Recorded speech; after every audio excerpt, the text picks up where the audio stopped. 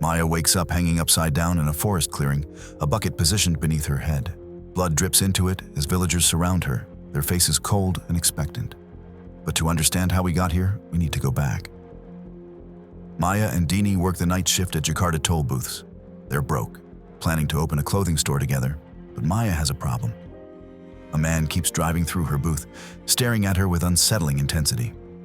Tonight, he's back. This time, he parks his car and walks toward her booth on foot. Maya locks herself inside as he bangs on the window. When she slides it open slightly, he asks if her name is Rahayu. She says no, her name is Maya. He asks if she's from Harjasari village, if her father's name is Kidon Wongso. She doesn't answer. He walks away. The man returns carrying a sword. Maya runs, but he catches her, slapping her across the face before slashing her thigh. Just as he raises the blade to finish her, he shouts, "We don't want what your family left behind. Please take it away." Just then, police arrive and shoot him. Months later, Maya and Dini have now set up their clothing store, but it's not doing well. One night, Maya shows Dini an old photograph she found in her deceased aunt's belongings. It shows a young girl labeled Rahayu on the back, with her parents standing in front of an enormous house. Maya's aunt used to call her Raha when she was little, then suddenly switched to Maya. Somehow, the attacker knew her real name. This house could be their inheritance, worth enough money to save their failing clothing shop. They travel by bus to Harjasari village. While Dini uses the restroom, a university professor in the seat behind Maya strikes up a conversation. He mentions he coughs deliberately, so spirits on the bus won't disturb passengers. Maya shows him a photo. While treating her slashed thigh, she'd discovered something horrifying. A tiny paper with ancient Javanese text embedded inside the wound. She'd pulled it out and photographed it before Dini burst in. "It's ancient Javanese," he tells her, "a protection spell against evil spirits. But this particular spell was created by someone evil." Through the bus window, Maya sees 3 young girls standing on the roadside.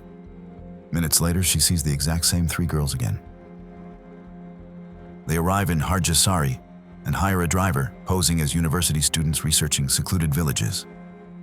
The driver mentions he recently brought the village elder, a famous puppet master named Saptadi, to this location.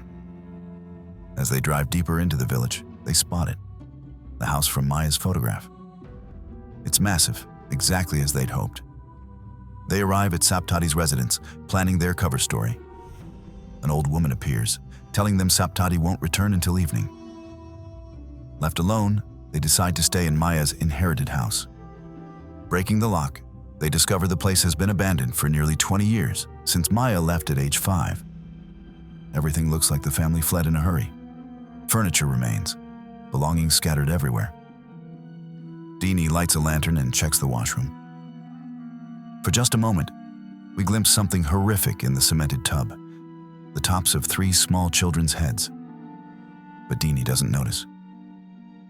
Maya finds stacks of photographs of her parents, hundreds of them, but not a single photo of herself. A group of villagers passes, carrying a body. Maya assumes someone has passed away. At the cemetery, she searches for her parents' graves and finds them. But something's terribly wrong here. Dozens of infant graves surround them. The dates show these children didn't live a single day. Some were born and buried on the same date. At the cemetery entrance, a peeling sign covers up the fact that Maya's family donated the cemetery to the village. The villagers clearly despise Maya's family, but she doesn't know why yet. That night, Maya hears something moving. She tries to wake Dini, but Dini just rolls over, irritated. Maya grabs the lantern and searches. At the window, she sees a young girl staring in. Then the girl vanishes. Maya opens the window. Faint screams echo from somewhere in the village. Maya follows the sounds to a house where a woman is in labor. Through the window, she watches the midwife hand the newborn to Saptadi. The baby is crying. But then something horrific happens. Saptadi takes the baby and drowns it in a tub of water without hesitation. The next morning, another funeral procession passes.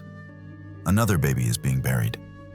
Maya and Dini follow from a distance, but villagers catch them watching. Saptadi approaches. He heard they came looking for him. They stick to their cover story about writing a book on puppet masters. He invites them to his house that evening. Maya just wants to confirm the house is hers, then they'll go. Dini warns her that someone already tried to take her out because of this house. Maya insists nobody eliminates students. Dini returns to the house to shower while Maya heads to the village for food. Maya meets a woman named Rathi. She casually asks about the abandoned house. Rathi's grandmother mutters something in Javanese. "It's a house of disease," she says. She explains that devils once lived there, leaving a curse behind. Meanwhile, two men arrive at the house. They scold Dini for staying in a forbidden place. But since it doesn't belong to them, they can't use it. She asks who the rightful owner is. A girl, they say. Saptati has all the documents, waiting for her to claim it. Dini asks if the girl's name is Raheju. Surprised, they ask how she knows. Dini claims she is Raheju. They say Saptati is about to leave for another village. If she wants the documents, she must meet him now. Otherwise, she'll have to wait 3 days. They offer to escort her, saying Saptati is at another villager's home. Dini checks her phone to call Maya. No signal. She says she wants to go back, but one man blocks her path while the other pulls out a knife. Dini runs, trips over a branch, injuring her ankle.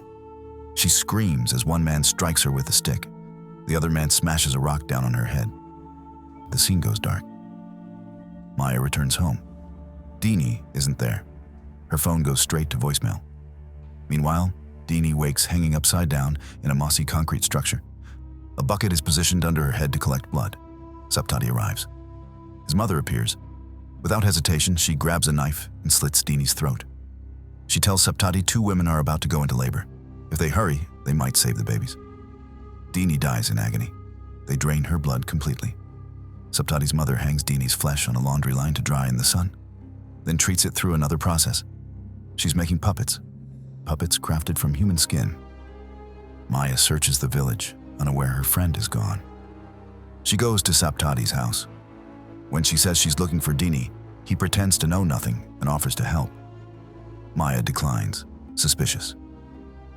That evening, everyone gathers for a puppet show performed by Saptati. Maya approaches the same man who lured Dini and asks if Saptati knows anything. He lies smoothly. They searched everywhere but found nothing. Maya returns to the house and tries to call Dini again, but there's no answer. Then a little girl arrives and tells her a woman is in labor. She should come watch. Maya follows, curious.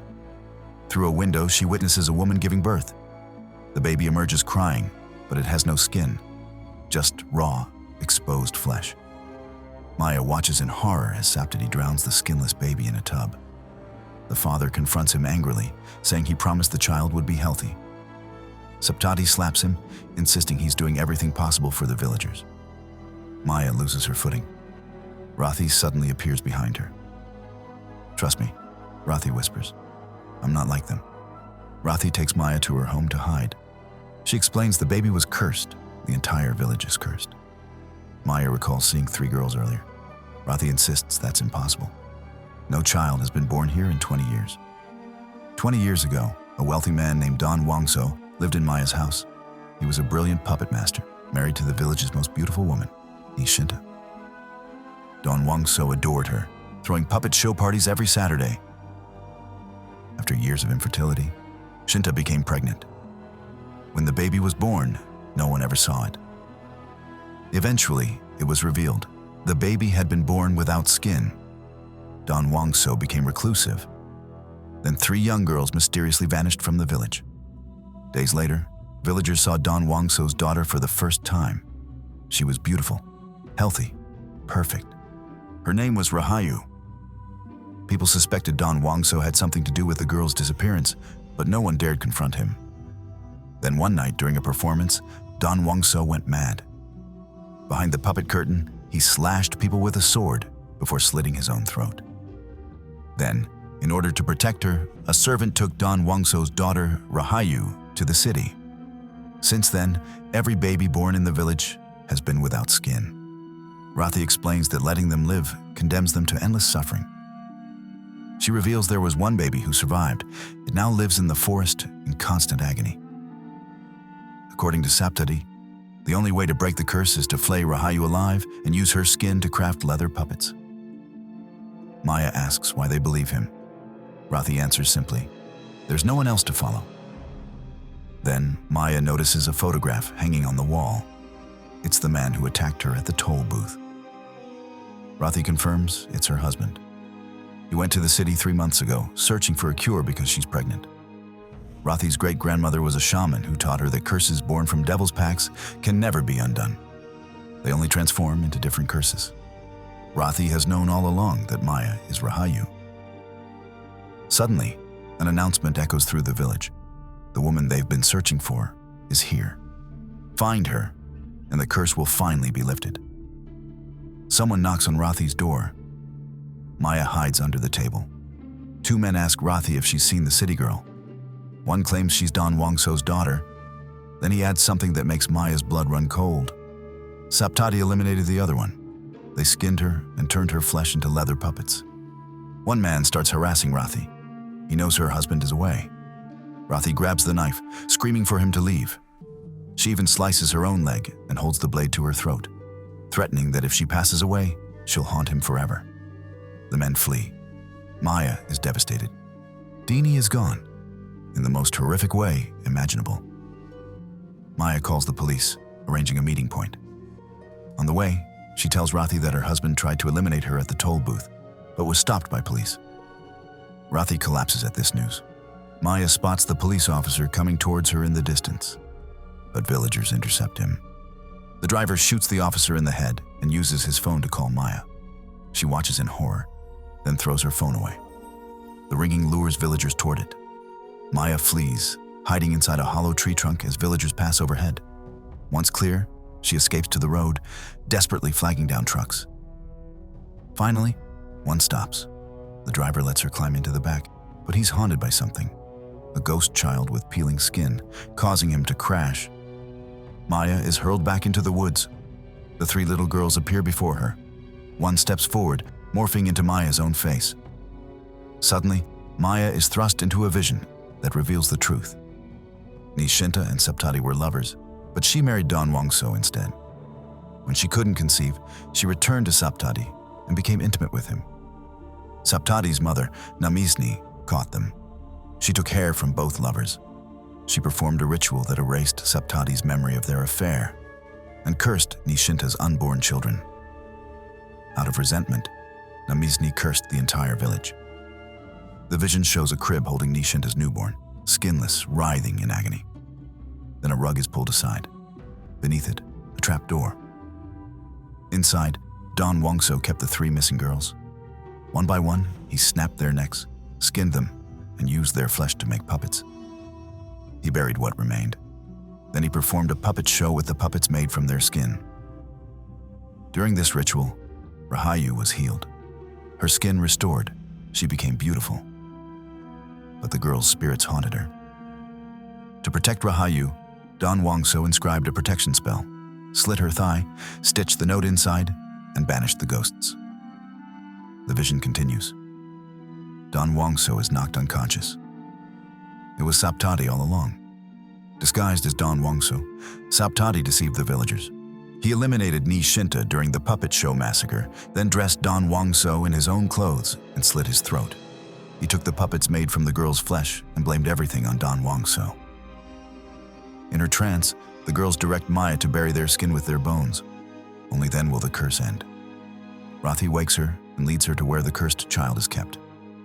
Lighting a lantern, Rathi reveals a grown man with no skin, begging for food. Maya breaks down, blaming herself. But she vows to make things right.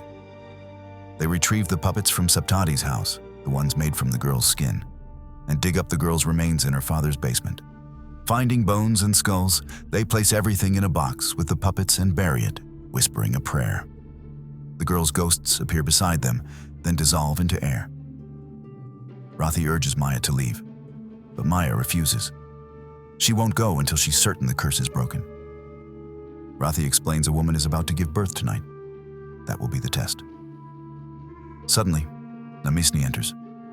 She lived in this house and had an affair with Don Wongso's father, giving birth to Saptati in secret. She never told anyone about his illegitimacy, Maya accuses her of starting the curse. Namisni snarls that Maya is a mistake that must be erased. Villagers storm the house. Maya fights with a shovel but is knocked unconscious. She wakes hanging upside down in the forest, right where we started. Maya begs Saptati to listen. She tells him she lifted the curse. The 3 missing girls were buried in the basement, and she buried their puppets with their bones, granting them peace. Then she reveals the final truth. She is his daughter, born from him and Nishinta. His mother's spell made him forget. Saptati's face changes as the memories return. He realizes his mother caused everything. Namisni grabs a knife, holds it to her throat, and demands he choose between her and Maya. Rathi runs into the clearing, shouting news. A baby has been born healthy and with normal skin. The curse has finally been broken. Overcome with guilt, Saptati makes his choice. He slits his own throat. His mother follows, taking her own life beside him. Rathi immediately frees Maya, urging her to leave. Maya begs Rathi to come along, but Rathi declines. Her life will never change here. Maya escapes into the woods. She hails down a vegetable truck and climbs aboard and tells the man to drive as fast as he can. She's finally free of the village. 1 year later, a pregnant woman and her husband joyfully feel their baby kicking. The wife goes to the restroom. As she looks in the mirror, Namisni's terrifying spirit appears behind her. Moments later, the husband hears screams. He finds his wife in a pool of blood. The spirit is devouring their unborn child. The curse isn't broken. It only changes form. Namisni has become a vengeful spirit, ripping babies from their wombs and consuming them. So the curse continues in a new form. Namisni's spirit now haunts the village, consuming the unborn. Impetigore reminds us that some evils can't be destroyed, only transformed. If this Indonesian folk horror left you unsettled, hit that like button and subscribe for more deep dives into underrated horror from around the world. What did you think of the twist? Drop your thoughts in the comments below. Thanks for watching, and I'll see you in the next recap.